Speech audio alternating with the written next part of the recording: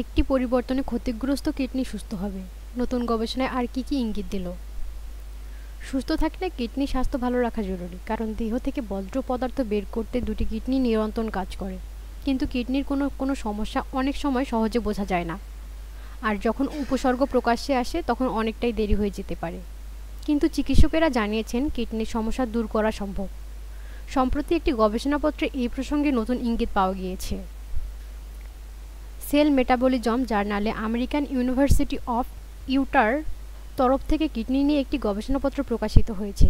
গবেষকরা জানিয়েছেন ইঁদুরের দেহ পরীক্ষা করে ক্ষতিগ্রস্ত কিডনিকে আবার আগের অবস্থায় ফিরিয়ে নিয়ে যাওয়া সম্ভব। সেরামাইড নামক এক প্রকার ক্ষতিকারক ফ্যাটের প্রবেশ বন্ধ করা গেলে কিডনি স্বাস্থ্য ফিরিয়ে আনা সম্ভব। গবেষক দলের প্রধান অধ্যাপক স্কট সমার্স জানিয়েছেন ইঁদুর দেহে সেরামাইড জিনগত পরিবর্তন ঘটিয়ে দেখা গিয়েছে।